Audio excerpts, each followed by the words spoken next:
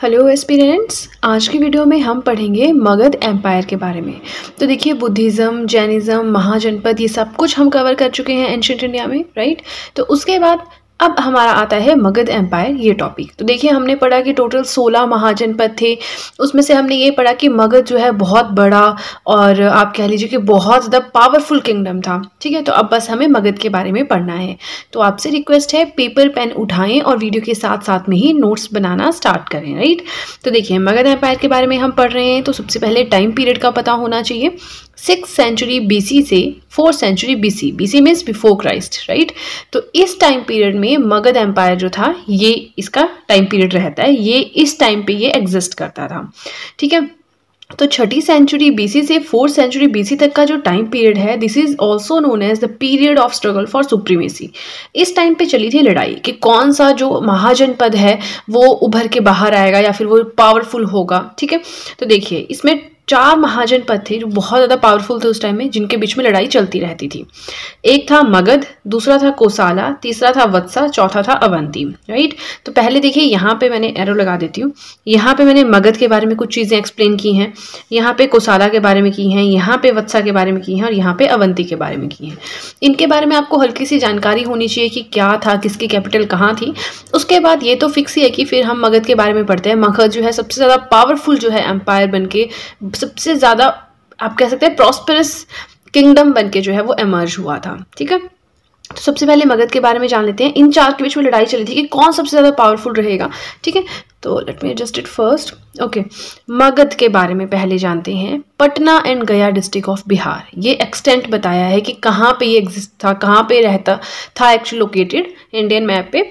तो ये पटना और गया के जो डिस्ट्रिक्ट्स हैं बिहार के, वहाँ पे था। कैपिटल्स जो है इसकी चेंज होती रही है। जब हम मगध पढ़ेंगे, अलग अलग राजा आए, सबने कैपिटल्स चेंज किए, बट जो फेमस थी वो थी गिरिवराज, राजगृहा, पाटलिपुत्र, वैशाली। ठीक है, it emerged as one of the most powerful and prosperous kingdom. बहुत ज़्यादा पावरफुल और बहुत प्रॉस्पेरस समझते हैं ना, जिसके पास बहुत पैसा और धन हो, है ना, वैसा किंगडम ये एमर्ज हुआ था। अब कौशला के बारे में जानते हैं। ईस्टर्न यूपी में था। ईस्टर्न आप समझते ना, जैसे देखिए, ये इस तरह से हम डायरेक्शंस पढ़ते हैं प्लस का साइन से। ये हमारी ईस्ट है, ये वेस्ट है, ये नॉर्थ है, ये साउथ है। अगर आप कॉन्टिन्यूसली मेरी वीडियोस देखते हैं तो मैं काफ़ी बार इस चीज़ को एक्सप्लेन कर चुकी हूँ। ठीक है, तो कौशला कहाँ पे था? ईस्टर्न यूपी में था। ईस्टर्न यूपी का मतलब है कि अगर ये पूरा यूपी है, ईस्टर्न पार्ट होता है आपके सीधे हाथ की साइड, मतलब इस वाले यूपी के इस वाले पार्ट में क्या था? आपका कोसाला था। कैपिटल क्या रही इसकी? इसकी कैपिटल थी अयोध्या। फेमस रूलर कौन थे? प्रसन्नजीत। पता होना चाहिए, क्योंकि जो मगध के रूलर्स आएंगे उनका प्रसन्नजीत के साथ क्या रिलेशनशिप था, ये आपको आगे समझ आएगा। He was highly educated, letter became part of Magadh. काफ़ी अच्छे रूलर थे, काफ़ी एजुकेटेड थे, काफ़ी इन्होंने कुछ किया, बट जो भी था बाद में ये यानी Kosala became a part of Magadha, right. Third आता है आपका वत्सा। अब वत्सा के बारे में जान लेते हैं कि वत्सा क्या था। Situated on the bank of Yamuna river, जो यमुना नदी थी उसके तट पर बसा हुआ था वत्सा। ठीक है, कैपिटल थी कौशाम्बी, नियर मॉडर्न इलाहाबाद, मतलब यूपी के आसपास की बात हो रही है। पॉपुलर रूलर थे Udayana, later annex to Avanti kingdom. बाद में क्या हुआ? वत्सा पे कब्जा कर लिया अवंती ने। ठीक है, अब चलिए अवंती के बारे में पढ़ लेते हैं। इसकी कैपिटल थी Ujjain, northern capital Mahishmati, southern capital. अब नॉर्थ साउथ क्या होता है? ऊपर वाला पार्ट आपका नॉर्दर्न होता है, नीचे वाला पार्ट आपका साउदर्न होता है। ठीक है, तो जो ऊपर वाला पार्ट था उसकी कैपिटल थी उज्जैन, जो नीचे वाला यानी जो साउदर्न पार्ट था उसकी कैपिटल थी महिष्मती। मालवा एरिया कहाँ पे है? MP। ठीक है, वहां पे था।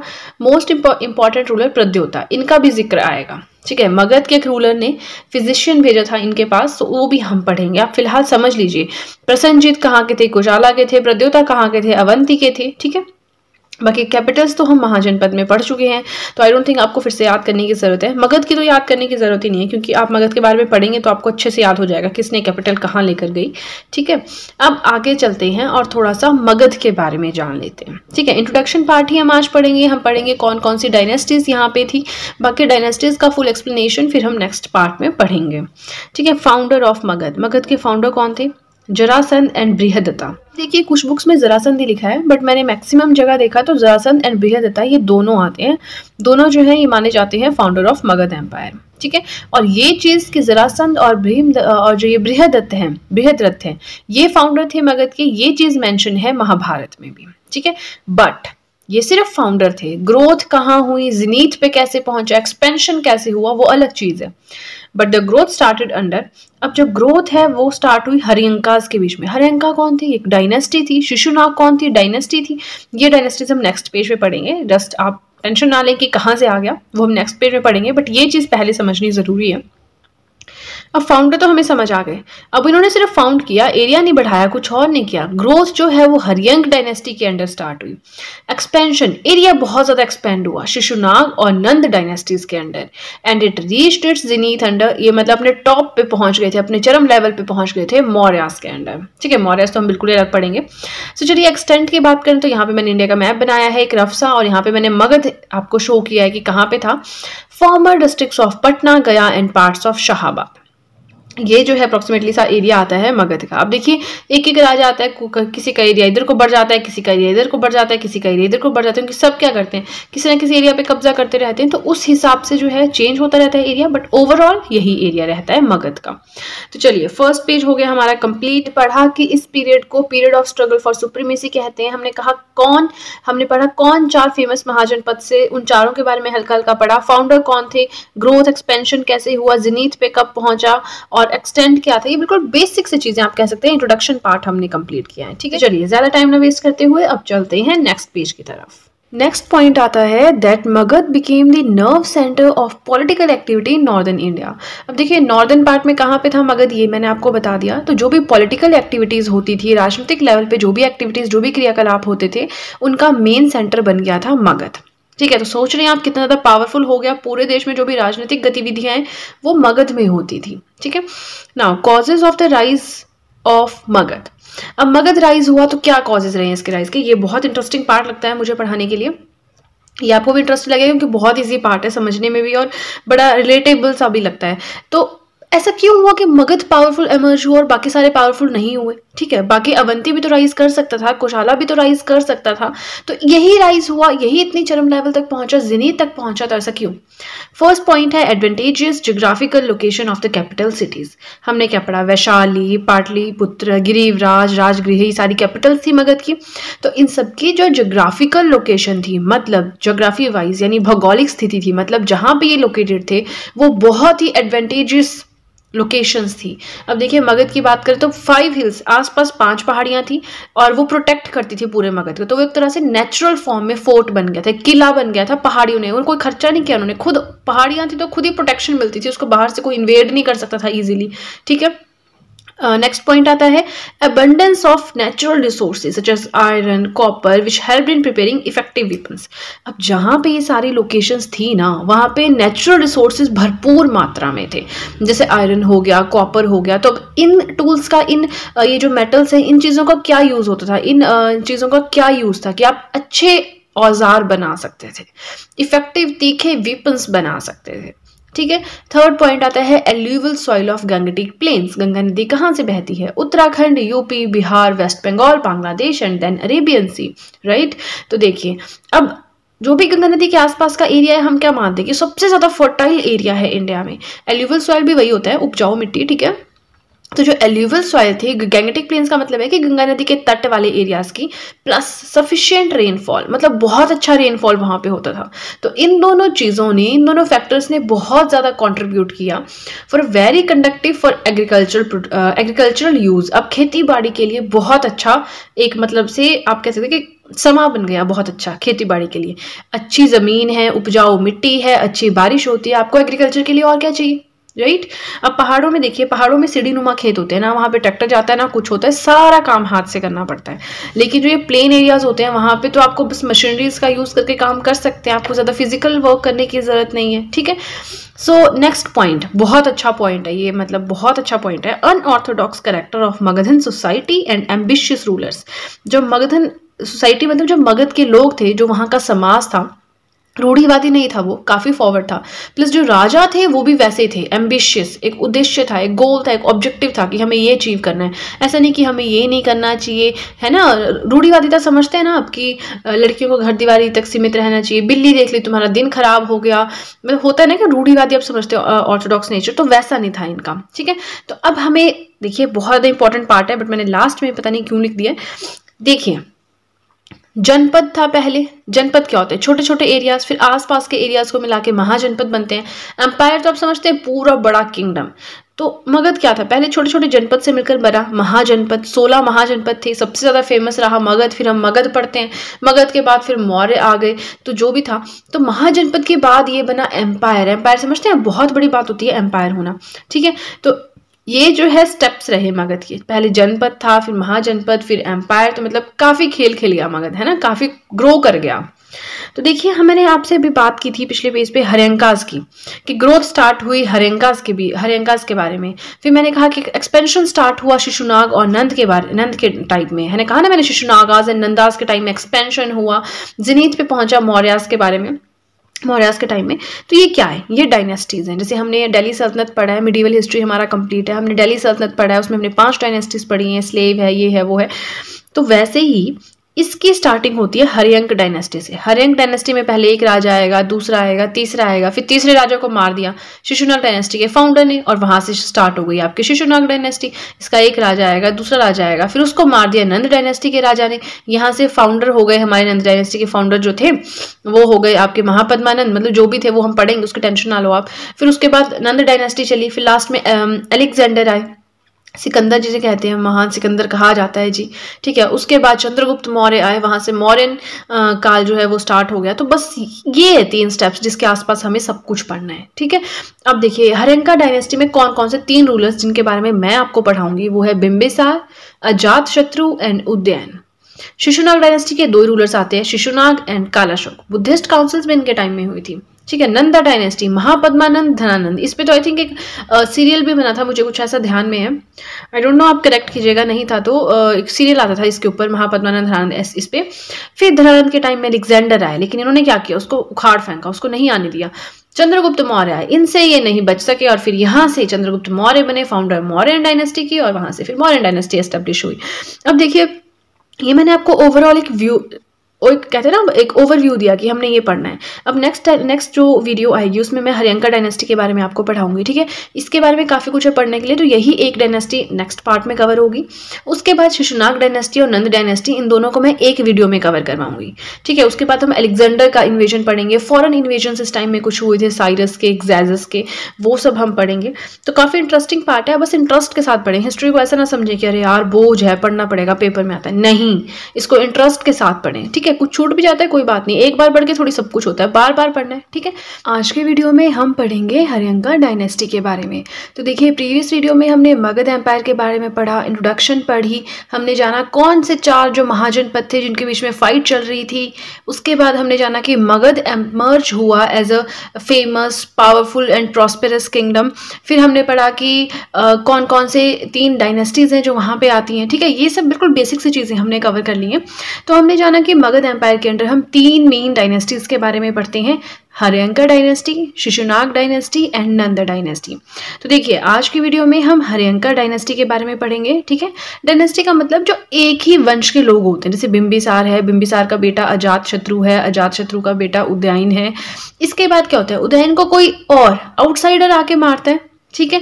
तो उसके बाद जो आउटसाइडर होता है वो राजा बन जाता है, तो वो अपनी अलग डायनेस्टी बनाता है, अलग एक डायनेस्टी, आप समझते हैं, एक अलग वंश चलाता है, ठीक है। तो चलिए, हर्यंक डायनेस्टी आप समझ गए। हमें सिर्फ 3 ही रूलर्स के बारे में पढ़ना है, ठीक है। टाइम पीरियड भी यहाँ पे मेंशन्ड है कि कौन सा राजा कब से कब तक रहा। तो फर्स्टली हम पढ़ेंगे बिंबिसार के बारे में। तो आपसे रिक्वेस्ट है, पेपर पेन उठाएं और वीडियो के साथ साथ में ही नोट्स बनाना स्टार्ट करें, बिकॉज बिलीव मी, नोट्स ना बहुत इंपॉर्टेंट पार्ट होते हैं आपकी पूरी प्रिपरेशन का, राइट। तो चलिए, अब हमें बिंबिसार के बारे में पढ़ना है। तो बिंबिसार थे कौन? Son of Bhatia. So this point is not important, but मैंने यहाँ पे मेंशन कर दिया है कि अगर इन केस आप इन डेप्थ स्टडी करना चाहते हैं तब तो आपको हर एक पॉइंट पता होना चाहिए, राइट। तो ये भाटिया के बेटे थे। Now according to Buddhist chronicles, अब किसी भी चीज़ के अकॉर्डिंग वाली बात आ गई ना, तो वो आपको अपने दिमाग में बिठा लेनी है, ठीक है। चलिए, यहाँ तो सिंपल सी बात है that he ruled for 52 years. अब जो बुद्धिस्ट क्रॉनिकल्स थी, इनके हिसाब से जो बिंबिसार थे उन्होंने 52 साल तक रूल किया, 52 साल तक शासन किया। कैपिटल हमेशा याद रखना, कोई भी राजा पढ़ रहे हैं, किसी भी मिडीवल में पढ़ रहे हैं या फिर आप एंशिएंट में पढ़ रहे हैं, किसी भी रूलर के बारे में पढ़ रहे हैं, उनकी कैपिटल का आपको पता होना चाहिए, ठीक है। तो इनकी कैपिटल थी राजगीर, गिरिवराज, सेम ही चीज़ है, right. It was surrounded by 5 hills, naturally fort जिससे बन जाता है। इसका मतलब क्या है, देखिए, एक जगह है, ठीक है, वहाँ पे किला है। और होता क्या है कि उसके आसपास 4-5 पहाड़ियाँ हैं, 5 हिल्स, 5 पहाड़ियाँ, और वो पहाड़ियाँ जो है वो नेचुरल फॉर्म में किला बना देती हैं उस राजगीर के आसपास। तो मतलब वहाँ पे अगर किसी ने हमला भी करना है, आक्रमण भी करना है, इन्वेड भी करना है, तो वो बहुत टफ हो जाता है।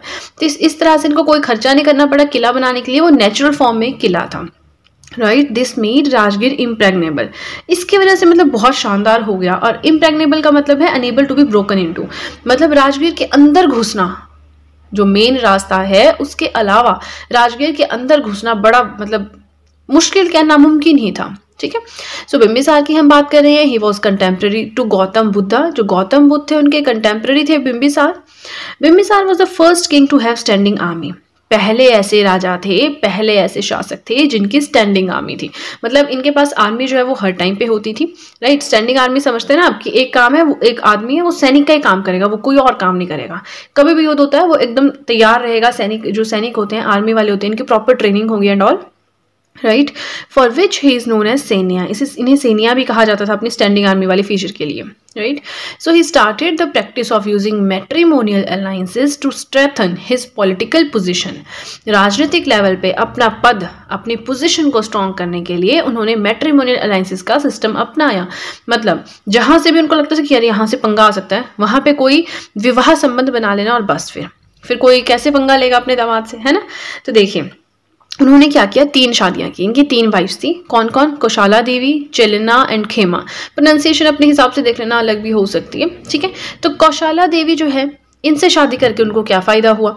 डाउरी में मिला काशी रीजन, दहेज में मिला Kashi region, large land revenue, जिससे इनको पैसा बहुत आता था, इनकम बहुत आती थी, रेवेन्यू बहुत आता था। तो पहली बीवी से शादी करके तो जो है पैसों के फॉर्म में हो गया फायदा। She was the daughter of Kosala king and sister of Prasenjit. Kosala का हमने पढ़ा, हमने देखिए जब मगध एम्पायर स्टार्ट किया तो हमने क्या जाना कि 4 ऐसे महाजनपद थे जिनके बीच में बहुत लड़ाई चलती थी कि सुपीरियर कौन है, सबसे ज्यादा पावरफुल, सबसे ज्यादा प्रॉस्पेरस कौन है, और कौन एमर्ज हुआ? मगध। फिर हम मगध के बारे में पढ़ते हैं, बाकियों के बारे में नहीं पढ़ते। तो हमने जाना कि कौशाला के राजा थे प्रसन्नजीत। फिर मैंने आपको कहा था कि ध्यान रखना प्रसन्नजीत के बारे में हम पढ़ेंगे। तो बिंबिसार के साले साहब एक तरह से थे प्रसन्नजीत, ठीक है। जो कौशाला थे वहां के राजा की बेटी थी कौशाला देवी। चलिए इतना काफी है, बट प्रसन्नजीत का भी आगे फिर से जिक्र आएगा, तो जरा ध्यान में रखना है कि कौशाला के राजा है। दूसरी वाइफ हुई उनकी चेलाना। अब चेलाना जो है, she was the daughter of the Lichchhavi prince of Vaishali. Vaishali के लिच्छवी प्रिंस जो थे उनकी बेटी थी। तो अब इनसे शादी करके क्या फायदा हुआ? Safety from the north frontier. जो नॉर्दर्न पार्ट था वहां पे क्या हुए, बिंबिसार के ससुराल वाले हो गए, तो वहां से कभी कोई अटैक ही नहीं करेगा इनके एरिया में। सेफ्टी मिल गई इनको नॉर्दर्न पार्ट से। अब उत्तरी पार्ट से कोई हमला होगा ऐसा हो ही नहीं सकता, तो वहां से ये सिक्योर हो गए। थर्ड वाइफ थी इनकी खेमा। She was the daughter of the king of मद्रा पंजाब। पंजाब के जो मद्रा के राजा थे उनकी बेटी थी खेमा। अब इनके बारे में कुछ मेंशन नहीं है कि इनसे शादी करके उनको क्या फायदा हुआ, सो मैंने भी यहाँ मेंशन नहीं किया। राइट, नेक्स्ट पॉइंट आता है, he sent his personal physician. Physician मतलब जो वैद आप कह सकते हैं, yes vaid, vaid is the correct word. वैसे फिजिशियन कुछ और हो गया, बट आप वैद समझिए, जो होते हैं ना जड़ी बूटियों से इलाज करते हैं, है ना, उस टाइम पे उनकी बात हो रही है। तो he sent his personal physician Jivaka to his rival Avanti king Chandapradyota Mahasena of Ujjain to cure him of jaundice. So इस लाइन का मतलब है कि बिंबिसार ने क्या किया, हम याद रखिए, हम बिंबिसार के बारे में पढ़ रहे हैं। Who was Bimbisara? He was the founder of Haryanka dynasty. Haryanka dynasty किस में है? मगध एम्पायर में है। मगध एम्पायर कहाँ पे है? महाजनपद में था। महाजनपद कहाँ था? एंशिएंट हिस्ट्री में था, ठीक है। तो इस तरह से थोड़ा रिलेट करके पढ़े। सो बिंबिसार ने क्या किया, अपने पर्सनल वैद को, जिनका नाम था जीवक, उन्हें अवंती के राजा चंद्रप्रद्योता महासेना, जो कि उज्जैन के राजा थे, उनके पास भेजा। उन्हें जॉन्डिस हो गया था, ठीक करने के लिए। सोचने वाली बात है कि बिंबिसार की इनके साथ नहीं बनती थी, फिर भी उन्होंने भेजा, ठीक है। Imprisoned by his son who starved him to death. इनके बेटे ने इनको जेल में डाल दिया और इनको फिर इनकी वहीं पे डेथ हो गई, ठीक है। सो एक जगह पे मुझे कुछ ऐसा ध्यान आ रहा है कि मैंने ऐसा भी पढ़ा है कि जो ये रहता है ना मगध एम्पायर में, हर्यंका डायनेस्टी जो हम पढ़ रहे हैं, इसे पितृभंशक डायनेस्टी भी कहते हैं, क्योंकि इसमें 3 राजा हुए, ठीक है। तो अजात शत्रु ने बिंबिसार यानी अपने फादर को मारा और थ्रोन को हासिल किया। उदयन ने अजात शत्रु यानी अपने फादर को मारा और थ्रोन को हासिल किया। तो इसे पितृभ्रंश डायनेस्टी भी कहते हैं, ठीक है। ये मैंने एक जगह पढ़ा है, बट मैंने नोट्स में इंक्लूड नहीं किया है। टाइम पीरियड आप देख सकते हैं 544 से 492 बीसी। बीसी होता है बिफोर क्राइस्ट, ये उल्टा चलता है। एडी होता है एनो डोमिनो, जिसमें हम अभी हैं, वो सीधा चलता है। नहीं पता है just let me know in the comment section. फिर मैं वहाँ पे इसकी अलग वीडियो बना दूंगी, बट किसी ने अभी तक कहा नहीं कि हमें एडीबीसी में कोई कंफ्यूजन है, तो आई बिलीव आपको ये बेसिक अंडरस्टैंडिंग है। तो चलिए, बिंबिसार हो गया हमारा कंप्लीट। वीडियो पसंद आए तो लाइक जरूर कीजिएगा। टाइम ना वेस्ट करते हुए अब चलते हैं नेक्स्ट पेज की तरफ। वो नेक्स्ट हमें जिसके बारे में पढ़ना है वो है अजातशत्रु। अजातशत्रु कौन थे? बिंबिसार के बेटे थे। बिंबिसार कौन थे? हर्यंका डायनेस्टी के फाउंडर थे। अजातशत्रु के टाइम पीरियड की बात करें तो 492 से 460 बीसी तक का इनका टाइम पीरियड था। किसके बेटे थे ये? हम देखिए, बिंबिसार की 3 शादियां हुई थी, तो इनकी मदर कौन थी? He was a son of Chellana and Bimbisara. Chellana और बिंबिसार के बेटे थे। चिलेना कौन थे? जिनसे शादी करके बिंबिसार को नॉर्दर्न फ्रंटियर से सेफ्टी मिल गई थी। ठीक है। So Ajatashatru occupied the throne by killing his father. अपने पिता को मारकर इन्होंने थ्रोन को ऑक्यूपाई किया था। Adopted an aggressive policy of expansion and gained complete control over Kashi. इन्होंने क्या किया? एक्सपेंशन की बहुत एग्रेसिव पॉलिसी अपनाई, लोगों को मारना, मार धाड़ करके एरिया अपने अंडर लाना। इस तरह से जो है इन्होंने अपना एरिया एक्सपेंड करना चाहा और किया भी, और इसी तरह से कंप्लीट कंट्रोल पा लिया काशी के ऊपर। His reign remarkable for his military conquest. इनका जो रियान आप समझते हैं ना, रियान का मतलब होता है इनका जो टाइम पीरियड था, इनका जो काल था, जिस टाइम पे ये राजा रहे, वो टाइम जो है वो रिमार्केबल है, यादगार है इनके मिलिट्री कॉन्क्वेस्ट के, जो इन्होंने जीत हासिल की थी आर्मी के या मिलिट्री फॉर्म में, उसके लिए। ही डिफीटेड हिज मैटरनल अंकल। अब इनके जो मामा लगे प्रसन्नजीत, बार बार मैंने जिक्र किया कि प्रसन्नजीत को माइंड में रखिए, हम फिर से पढ़ेंगे। तो जो इनके मामा लगे प्रसन्नजीत, जो कि कौसाला के राजा बन गए, उस टाइम पे क्या थे? राजा के बेटे थे, अब खुद राजा बन गए। तो जो राजा थे कोसाला के प्रसन्नजीत, इनके मामा, उनको इन्होंने हराया बहुत बुरी तरह से, and married his daughter Wazira, और उनकी बेटी वजीरा से शादी कर ली थी। अब ध्यान में रखना है, इनके सके मामा नहीं थे, इनकी सौतेली माँ के भाई थे। उनके से तो इन्होंने क्या किया? अजातशत्रु ने अपनी सौतेली माँ के भाई की बेटी से शादी की थी। ही डिस्ट्रॉयड वैशाली। वैशाली को उन्होंने पूरा डिस्ट्रॉय कर दिया। वैशाली तो मतलब इनका खुद का नानका, आप समझ लीजिए, है ना, उसको डिस्ट्रॉय कर दिया। After a long war of 16 years, 16 साल का युद्ध लड़ा। ठीक है। कैपिटल ऑफ लिच्छवी, जो लिच्छवी थे, चिलेना क्या थी? यहीं की बेटी थी, यहाँ की थी। ठीक है। तो यहाँ जो कैपिटल थी लिच्छवी की, वैशाली, उसको डिस्ट्रॉय कर दिया 16 साल के लॉन्ग वॉर के बाद। कैसे? पर युद्ध नहीं लड़ा, by sowing the seeds of discord among the people of Vaishali. जो वैशाली के लोग थे उनके मन में मतलब मिसअंडरस्टैंडिंग्स क्रिएट करके, सीड्स ऑफ डिस्कॉर्ड होता है मतलब मन घड़त बातें उनको सुना के, गलत बातें बता के, ठीक है, वो एरिया कवर किया। राइट। नेक्स्ट आता है हिज डिप्लोमेटिक मिनिस्टर्स। ये तो बहुत ज्यादा इंपॉर्टेंट पॉइंट है। उनके जो डिप्लोमेटिक मिनिस्टर से जो सारा काम उल्टे फुल्टे काम करते थे, वो थी सुनिधा एंड वत्सकर। उल्टे फुल्टे इन द सेंस के साथ देते थे। अब जैसे यहाँ पे गलत मिसअंडरस्टैंडिंग के थ्रू पूरा डिस्ट्रॉय किया किंगडम को, तो वो चीज़ गलत थी ना। राइट। तो इनके डिप्लोमेटिक मिनिस्टर्स का नाम आपको याद रखना है, सुनिधा एंड वत्सकर। आ सकता है सुनिधा कौन थे, तो फिर आपको करना है टिक, जो भी सही है। ठीक है। अ वॉर इंजन, इनके पास एक वॉर इंजन था, महाशिला कंठका। कैप्टुलेटेड बिग स्टोन्स, जो बड़े बड़े पत्थर उठा के दूर फेंकता था, मतलब पत्थर या कुछ भी भरे होते होंगे इसमें तोप टाइप, तो वो दूर फेंकता था। अ चैरियट होता है रथ, Rathamusala helped him to defeat Licchavis. Licchavis को हराने में रथा मसूला ने इनकी हेल्प की। अब देखिए, आपको वीडियो पसंद आ रहे हो तो लाइक जरूर कीजिएगा, लाइक करने में बिल्कुल भी कंजूसी मत कीजिएगा।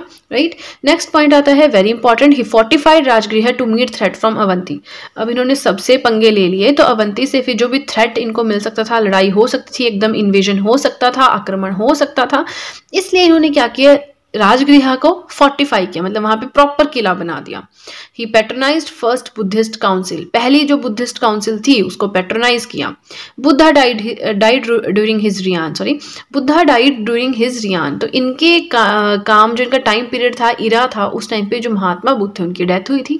अब यहाँ बड़ा कंफ्यूजन रहता है, ये बुद्धिस्ट फॉलोअर थे कि जैन फॉलोअर थे? तो चाहे बुद्धिस्ट हैं चाहे जैन्स हैं, सब अलग अलग क्लेम करते हैं। Both claim him to be his follower, दोनों कहते हैं कि जो अजात शत्रु थे वो हमारे फॉलोअर थे। बुद्धिस्ट कहते हैं हमारे फॉलोअर थे, जैन्स कहते हैं हमारे फॉलोअर थे। But it is believed that earlier he was a follower of Jainism but later he converted to Buddhism. ऐसा माना जाता है कि पहले वो क्या थे? जैनिज्म को फॉलो करते थे, बट बाद में उन्होंने बुद्धिज्म में कन्वर्ट कर लिया था। सो अब आते हैं थर्ड रूलर, या फिर आप कह लीजिए last ruler of Haryanka dynasty. कौन थे? उदयन।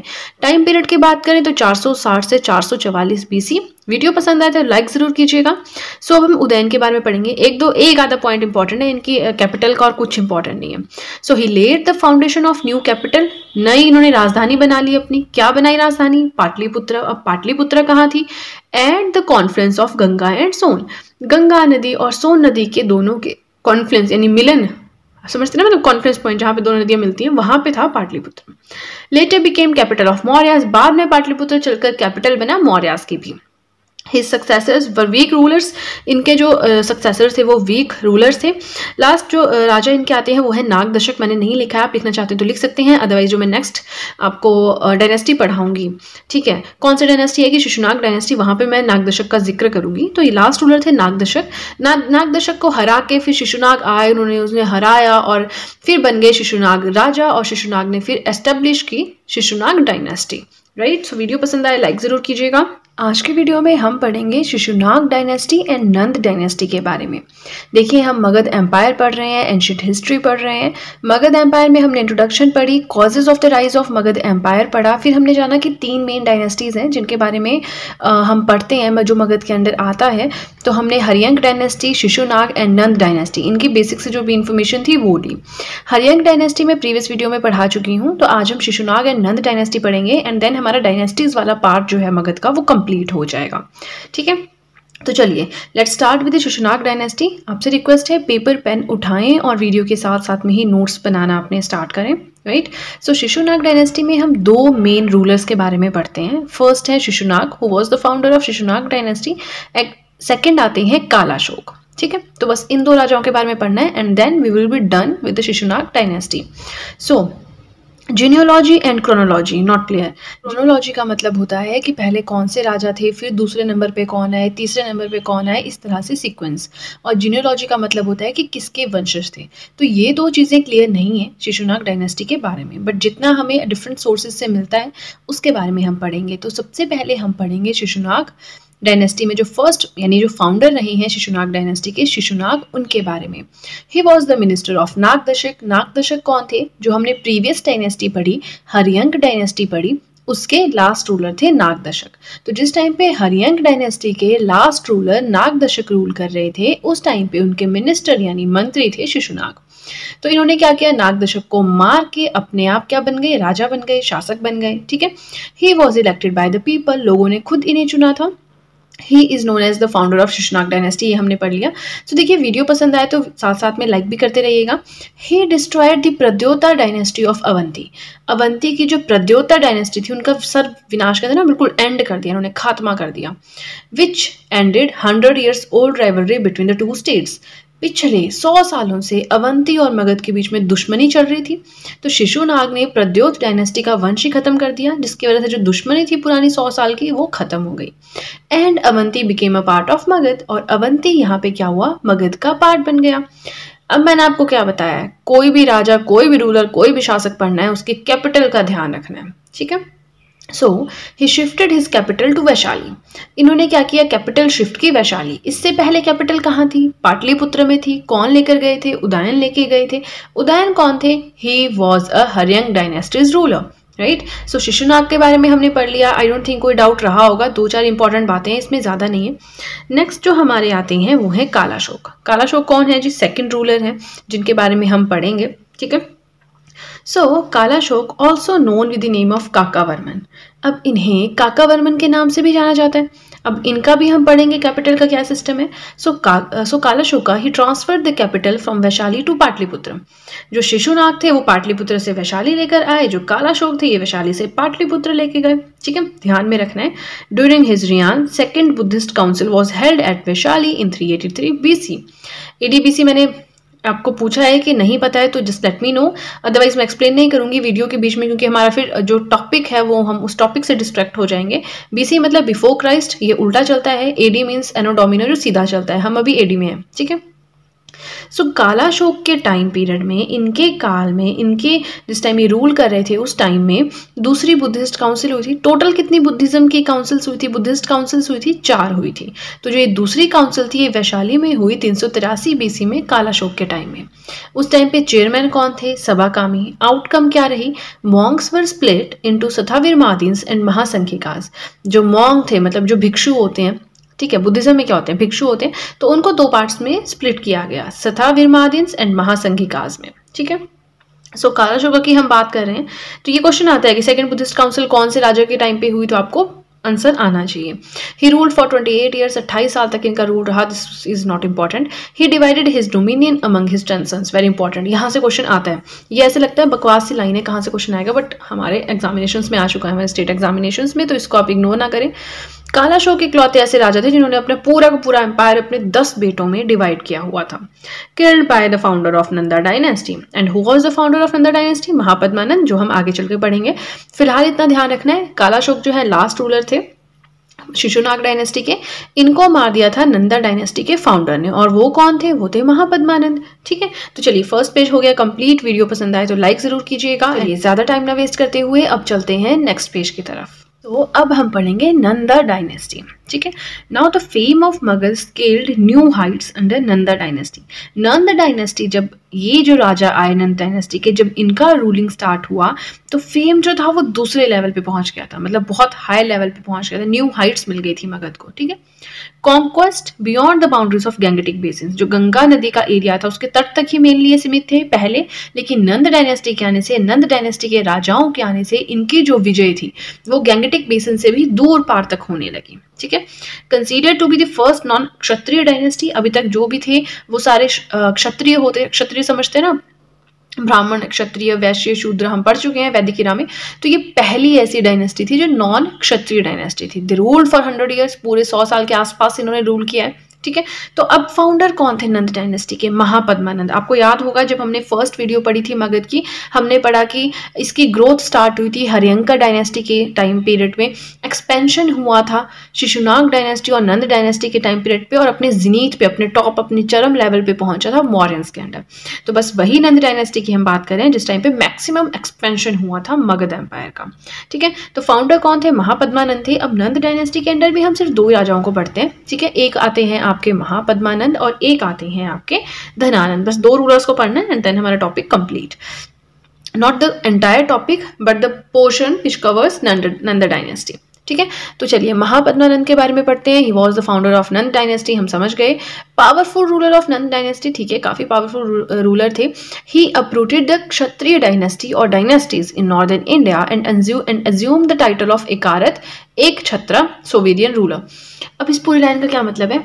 नॉर्दर्न इंडिया में यानी कि उत्तरी भारत में जितने भी क्षत्रिय डायनेस्टीज थी उन सबको उखाड़ फेंका और टाइटल लिया एकारत का और एक छत्र का। एक छत्र मतलब सोवेरियन रूलर। ठीक है, अब पुराण जो है, जो हमारे पुराण हैं, हम पढ़ते हैं 18 पुराण है, उसके हिसाब से इन्हें कहा गया सर्व क्षत्र टंका, मतलब अप्रूटर ऑफ द क्षत्रियज, क्षत्रियों को जड़ से उखाड़ने वाला। और जो पाली टेक्स्ट थे उनके हिसाब से इन्हें कहा गया उग्रसेना। उग्रसेना मतलब ओनर ऑफ ह्यूज आर्मी, जिसके पास बहुत ज्यादा आर्मी है। ठीक है, तो पुराणों के हिसाब से क्या कहा गया, पाली टेक्स्ट के हिसाब से क्या कहा गया, इन्होंने कौन सा टाइटल लिया, एकारत, एक क्षत्रिय, सब आपको पता होना चाहिए। यहाँ से क्वेश्चन उठाते हैं, ये जो टफ वर्ड्स होते हैं ना, जो हमें याद करने टफ लगते हैं या जिनको हम छोड़ते हैं, एग्जामिनर वहां से क्वेश्चन उठाता है। तो आपने कोई मौका नहीं देना है, कोई चीज देखिए, जो कंटेंट आपको मिल रहा है वो आपने पूरा पढ़ना है। अगर कुछ छूट जाता है तो वो छूट गया, फिर उसका नहीं हम सोचेंगे, क्योंकि कोई भी टॉपिक आप 100% नहीं पढ़ सकते हो। मगध एम्पायर है, आप सोचेंगे मैंने 100% पढ़ लिया, कभी आप पढ़ ही नहीं सकते इसको 100%, and I guarantee you that thing. ठीक है, क्योंकि डिफरेंट जगह पे जाएंगे अलग अलग कंटेंट मिलेगा, पर एटलीस्ट जो पढ़ा है उसको तो टिप्स पे रखो, है ना। ज्यादा कंटेंट के चक्कर में क्या होता है, फिर हम सब कुछ भूल जाते हैं, कुछ पता नहीं लगता, right. So also described as the first empire builder of Indian history. Indian history का पहला मतलब तगड़ा एम्पायर बिल्डर जो है, ये टाइटल किसे दिया गया, महापद्मानंद को दिया गया। ही कॉन्कर्ड कलिंगा, कलिंगा को कॉन्कर किया। अब ये चीज यहाँ इंपॉर्टेंट है, from here he bought an image of Jina as victory trophy. अपनी विजय ट्रॉफी के रूप में अपनी विजय को प्रूव करने के लिए वो वहां से एक मूर्ति लेकर आए जिन्ना की। ठीक है, and he was succeeded by his 8 sons, last one being Dhanananda. इनके 8 बेटे हुए। ठीक है, तो 8 बेटे जो है एक के बाद एक ने रूल किया, तो लास्ट जो थे वो थे धनानंद। देखिए वीडियो पसंद आए तो लाइक जरूर कीजिएगा, लाइक करने में कोई कंजूसी मत कीजिएगा। अब आगे चलेंगे और अब आगे चल के पढ़ेंगे धनानंद के बारे में। देखिए महापद्मानंद जो कि फाउंडर थे, आई होप उनका जो भी कंसेप्ट है आपको क्लियर हो गया होगा। अब हम पढ़ेंगे धनानंद के बारे में। धनानंद कौन थे, the last Nanda ruler, last Nanda ruler थे। He kept the Magadhan empire intact, जो मगध एम्पायर उसको पूरा जोड़ के संजो के इंटैक्ट करके रखा इन्होंने। He had a powerful army, enormous wealth, बहुत पावरफुल आर्मी इनके पास थी, इन्होंने बहुत स्ट्रांग बनाई अपनी आर्मी। एनॉर्मस वेल्थ, बहुत ज्यादा धन था। ठीक है। फ्लोरिश्ड एग्रीकल्चर, एनॉर्मस रेवेन्यू, इनके टाइम में एग्रीकल्चर जो है, खेती बाड़ी जो है वो बहुत फली फूली, जिसकी वजह से बहुत ज़्यादा रेवेन्यू इनके पास इकट्ठा हो गया था। लेकिन अब इतनी खुशी भी ना बर्दाश्त नहीं होती, तो अब आ गए जी अलेक्जेंडर जिन्हें हम सिकंदर कहते हैं। So Alexander invaded north western India in 326 BC during his reign, but धनानंद's आर्मी डिटर्ड देम। इस टाइम पे आ गए सिकंदर, यानी कि अलेक्जेंडर, हम पढ़ते हैं द ग्रेट अलेक्जेंडर, तो वो इस टाइम पे आए थे धनानंद के टाइम में। उन्होंने इन्वेड किया, मतलब आक्रमण किया नॉर्थ वेस्टर्न इंडिया में 326 BC में, लेकिन धनानंद की आर्मी ने उन्हें वहीं से वापस भेज दिया, मतलब उनको हरा दिया, जो भी फाइट वगैरह हुई होगी। बट फिर से आते हैं फिर अलेक्जेंडर, फिर वो हम अलेक्जेंडर जब हम पढ़ेंगे ना तो उसके बारे में तब पढ़ेंगे, 2-3 वीडियोस के बाद हम अलेक्जेंडर के बारे में पढ़ेंगे। फिलहाल हम धनानंद में मिक्स नहीं करेंगे इसको, अदरवाइज आप कंफ्यूज हो जाओगे, ठीक है। अलेक्जेंडर को यहीं पे छोड़ दीजिए।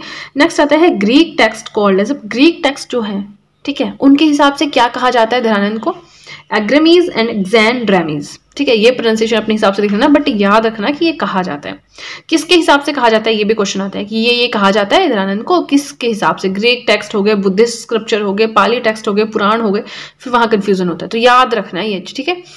वीडियो पसंद आए तो लाइक जरूर कीजिएगा, लाइक करने में कंजूसी नहीं करनी है।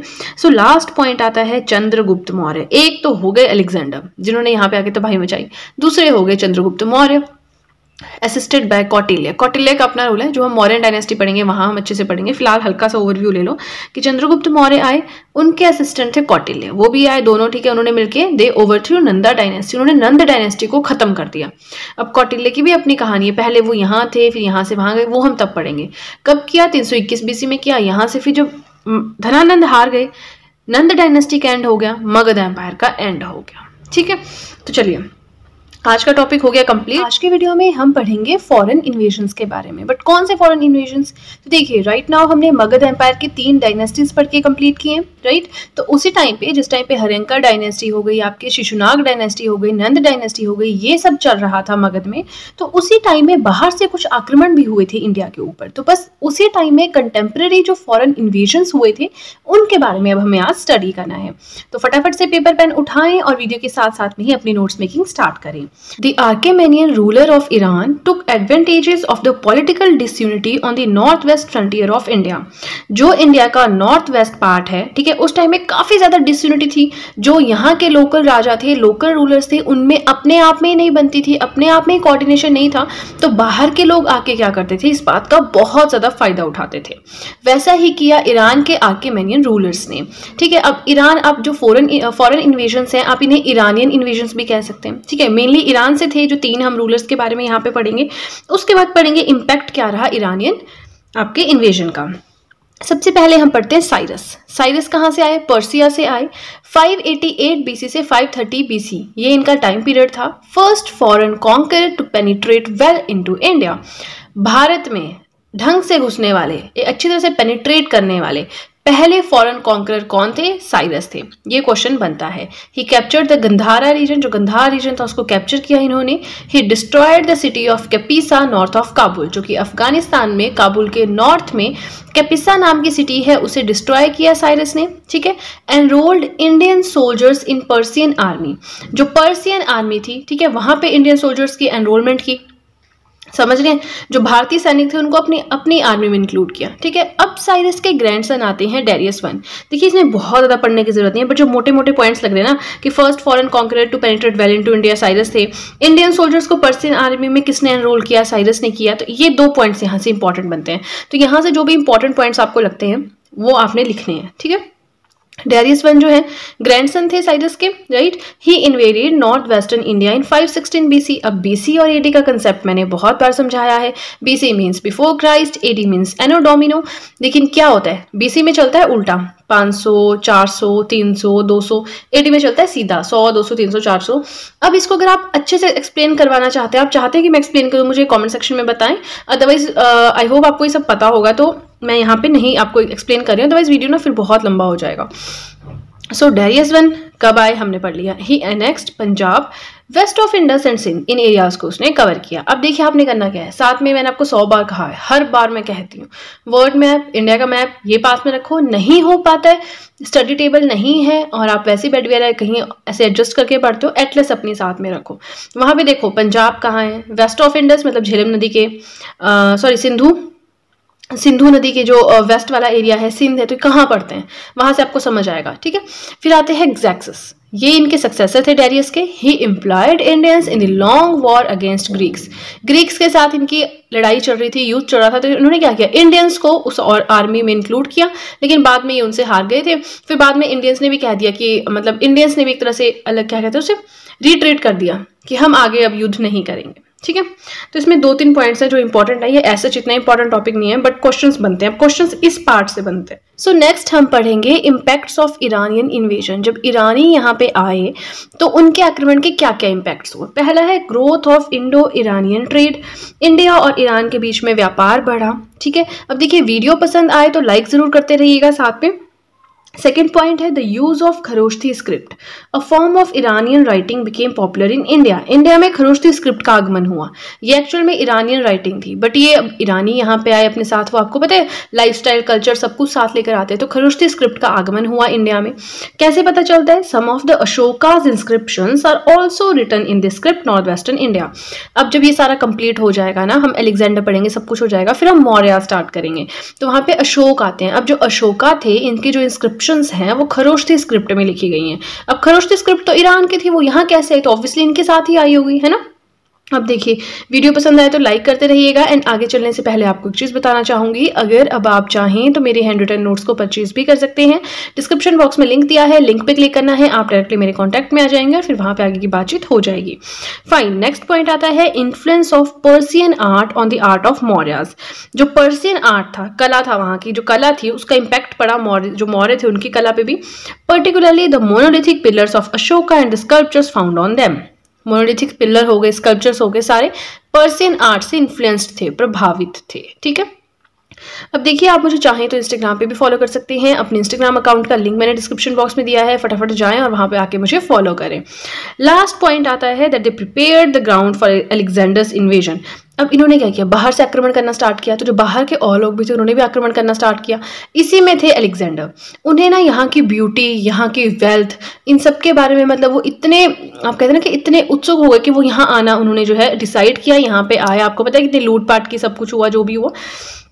तो बस अब हमें नेक्स्ट जो हमारा लेक्चर होगा उसमें हम यही पढ़ेंगे अलेक्जेंडर के बारे में। तो काफ़ी लंबा चौड़ा लेक्चर हो सकता है वो 10-12 मिनट का, ठीक है। तो आप बस पेशेंस बना के रखें। एंड आज की वीडियो में हम पढ़ेंगे अलेक्जेंडर्स इन्वेजन के बारे में। अलेक्जेंडर कौन थे, सिकंदर इन्हें हिंदी में कहते हैं, हम पढ़ते हैं ना सिकंदर का आक्रमण, महान सिकंदर। तो बस वही सब हमें आज की वीडियो में पढ़ना है। जल्दी से पेपर पेन उठाएं और वीडियो के साथ साथ में ही अपने नोट्स बनाना स्टार्ट करें। सो पहले हम पढ़ेंगे political condition on the eve of his invasion. जिस टाइम पे अलेक्जेंडर ने भारत पे आक्रमण किया, यहाँ पे इन्वेजन किया, उस टाइम पे पॉलिटिकल कंडीशंस कैसी थी। ये बहुत इंपॉर्टेंट पॉइंट है, ये आपको हर बुक में नहीं मिलेगा, बट ये एक तरह से बेस रखने के लिए ये वाली चीज़ पढ़ना जरूरी है। उसके बाद अलेक्जेंडर, उनके फादर, और यहाँ पे आए बैटल ऑफ हाइडेस पास, वो सब आपको हर एक बुक में मिल जाएगा, ये वाला पार्ट नहीं मिलेगा। सो जिस टाइम पे उन्होंने भारत पे आक्रमण किया, वो क्यों इतने ईजिली जो है वो भारत के अंदर आ सके, क्योंकि पॉलिटिकल कंडीशंस ठीक नहीं थी भारत में। क्या था देखते हैं।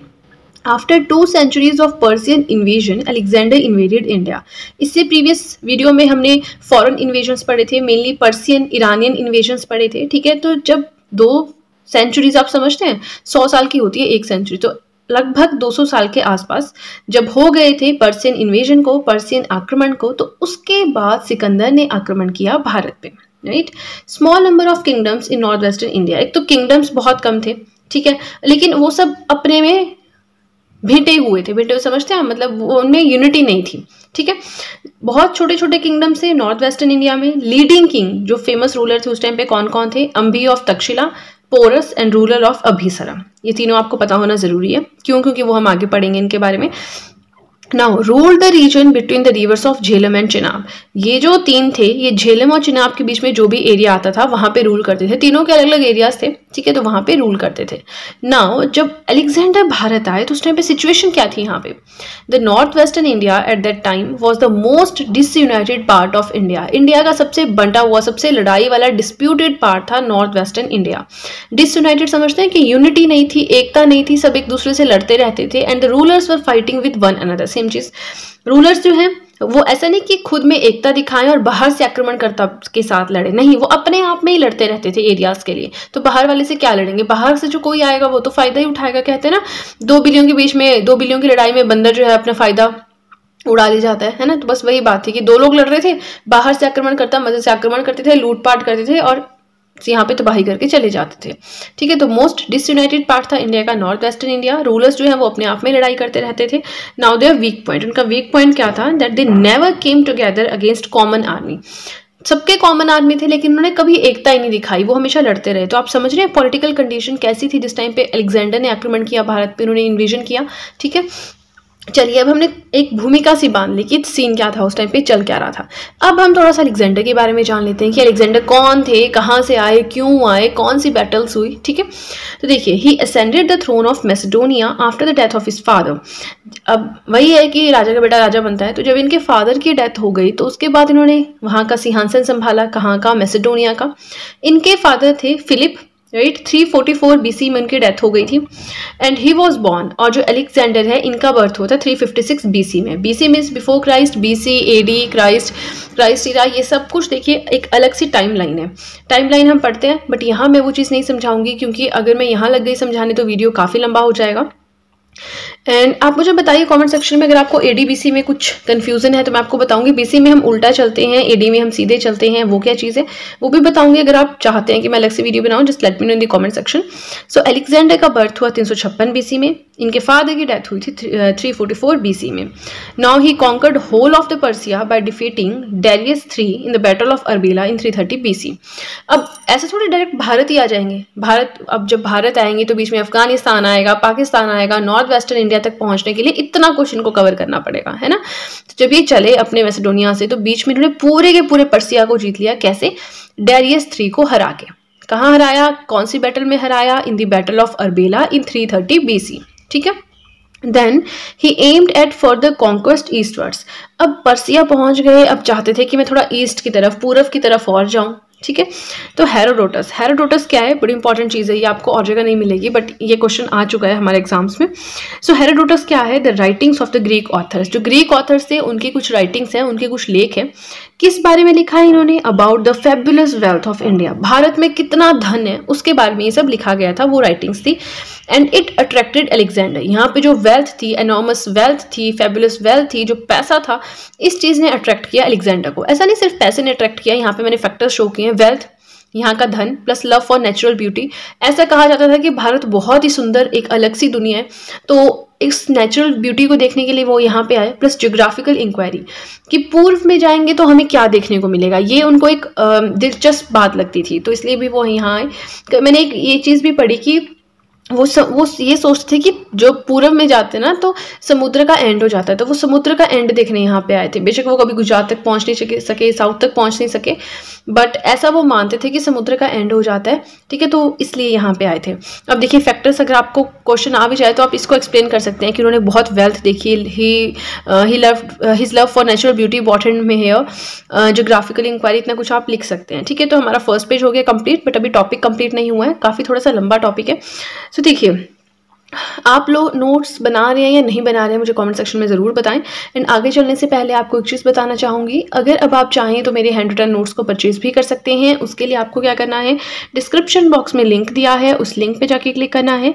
जैसे ही आप उस लिंक पे क्लिक करेंगे आप डायरेक्टली मेरे कॉन्टैक्ट में आ जाएंगे। प्लस जो भी आपके डाउट्स हैं, क्वेश्चन हैं, क्वेरीज हैं, आप मुझसे पूछ सकते हैं। एंड बिलीव में बहुत ज़्यादा अफोर्डेबल रेट पर आपको नोट्स मिल रहे हैं, तो ऐसा कोई इशू नहीं है। आप जस्ट वीडियोस देखें, साथ में नोट्स पढ़ें, आपका काफ़ी हद तक जो है कवरेज हो जाएगी। तो चलिए ज़्यादा टाइम ना वेस्ट करते हुए अब चलते हैं नेक्स्ट पेज की तरफ। नेक्स्ट आता है बैटल ऑफ हाइडेस्पेस। तो ये बैटल कब हुई, 327 बीसी में हुई। हुआ क्या, Alexander crossed Hindu Kush mountains, move to India through. अब देखिए काफ़ी लंबी कहानी है। होता क्या है कि 327 बीसी के आसपास अलेक्जेंडर जो है वो हिंदू कुश माउंटेन्स तक पहुंच गए थे, उन्हें क्रॉस कर रहे थे। अब उन्हें इंडिया आना था, तो इंडिया कैसे आए, वो खाइबर पास से होते हुए पहले और हिंद पहुंचे अटॉक में 326 बीसी में। Then he crossed Indus with the help of boats. Sindhu नदी को क्रॉस किया उन्होंने बोट्स की हेल्प से, फिर वो पहुंच गए इंडिया। ठीक है, नाउ इंडिया में he was warmly received by Ambhi the ruler of Taxila. जो तक्षशिला के राजा थे अंभी, उन्होंने बहुत अच्छा वेलकम किया उसका, ठीक है, अलेक्जेंडर का। Then sent message to Porus to submit. अब जो पहला ही राजा मिला अलेक्जेंडर को, उसने बिल्कुल सर झुका दिया इजिली। कौन था, अंभी था। दूसरा राजा मिला उन्हें पोरस। अब पोरस को कहा गया कि आप भी सरेंडर कर दे, अपने एरिया सारे अलेक्जेंडर को दे दे, है ना। तो पोरस ने ऐसा नहीं किया। पहली बात, पोरस को कई जगह पुरुषोत्तम नाम से भी मेंशन किया गया है। पोरवा डायनेस्टी से ये बिलोंग करते हैं। He refused and decided to fight against Alexander. इन्होंने मना किया कि मैं सबमिट नहीं करूंगा, मैं नहीं झुकूंगा, मैं प्रॉपर लड़ाई करूंगा, युद्ध करूंगा, बैटल करूंगा, उसमें हार गया तो ठीक है, बट जो भी है मैं सरेंडर नहीं करूंगा।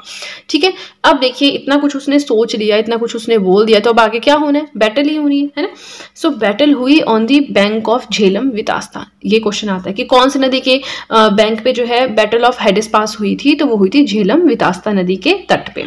किस किस के बीच में, एक साइड थे अलेक्जेंडर, दूसरी साइड थे पोरस। पोरस यानी पुरुषोत्तम जो कि पोरवा डायनेस्टी से बिलोंग करते थे, ये हार गए और अलेक्जेंडर जीत गए। Now, Alexander was impressed by the courage and heroism of Porus. इतनी करेज दिखाई, इतने करेज समझते ना, एंड इतनी हीरोगिरी दिखाई, तो अलेक्जेंडर बहुत ज़्यादा इंप्रेस हो गया था पोरस से। Therefore, reinstated him to his throne. और जो वहाँ की गद्दी थी वो वापस उसी को दे दी। जीते बेशक अलेक्जेंडर, बट उन्होंने वहाँ की राजगद्दी वापस कर दी थी पोरस को। ठीक है, वीडियो पसंद आए तो लाइक जरूर करते रहिएगा। Alexander had a view to conquer the east. Alexander का ऐसा सपना था कि वो फार ईस्ट, जो एक्सट्रीम ईस्ट लेवल है वहां तक जाएं, but his army refused.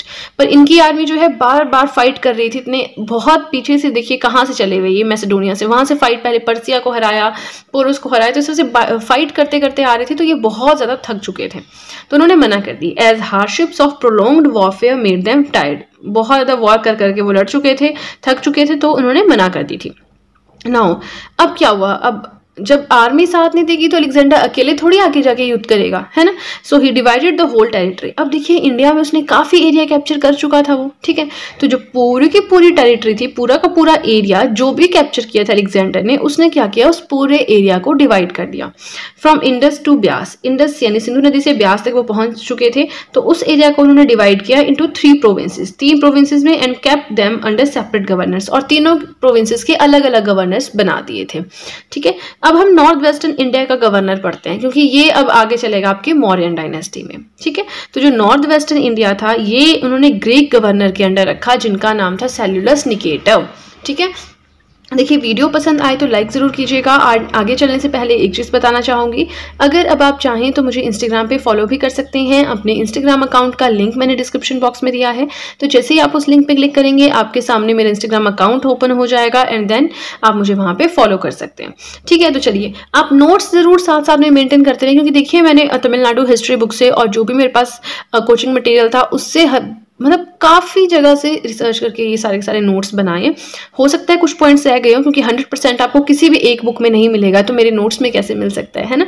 But मैं कोशिश करती हूँ कि डिफरेंट सोर्सेज से आपको अच्छा अच्छा डेटा, यहाँ पे अच्छा कंटेंट आपको प्रोवाइड करवाऊँ, ताकि आपको भटकने की जरूरत ना पड़े। एक बार पढ़ लिया तो हो जाए, बाकी हमेशा इस तरह से थोड़ा बहुत स्पेस अपने नोट्स में छोड़ते रहना, ताकि कुछ भी नई चीज़ मिले आप उसको अपडेट कर सके अपने नोट्स को। सही तरीका यही है, क्योंकि आप एक टाइम पे पूरा का पूरा कंटेंट पढ़ ही नहीं सकते। इवन जब आपका टेस्ट भी क्लियर हो जाएगा ना, उस टाइम भी आपको पूरी नॉलेज नहीं होगी, कुछ ना कुछ छूट जाता है। बट मेहनत करते रहें, कॉन्टिन्यूएशन रखें, राइट। तो चलिए ज्यादा टाइम ना वेस्ट करते हुए अब चलते हैं नेक्स्ट पेज की तरफ। एक बार फिर से आपसे रिक्वेस्ट करूंगी कि वीडियो देखते देखते ही नोट्स बनाएं, क्योंकि एक बार में आपका नोट्स वाला काम जो है वो कंप्लीट हो जाएगा।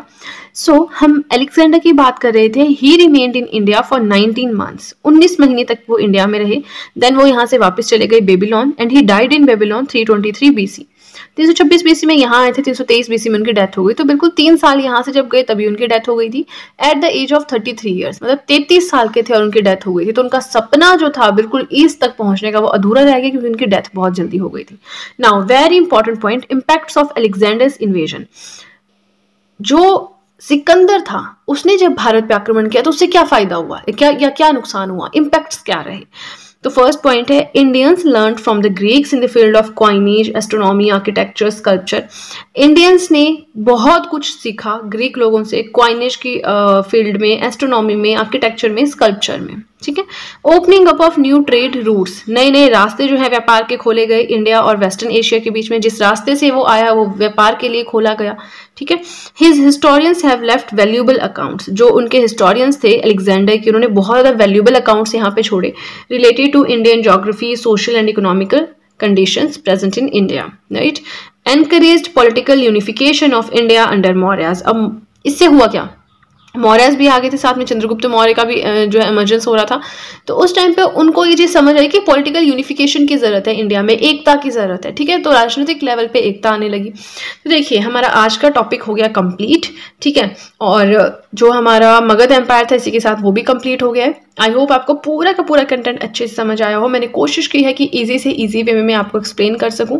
सो अगर आपको वीडियो अच्छी लगी है तब तो आपको बहुत ही अच्छे से पता है कि क्या करना है। जल्दी से कर दीजिए चैनल को सब्सक्राइब, बेल आइकन को कीजिए प्रेस, सो दैट मैं जैसे कोई वीडियो अपलोड करूं सबसे पहले नोटिफिकेशन आपके पास आए।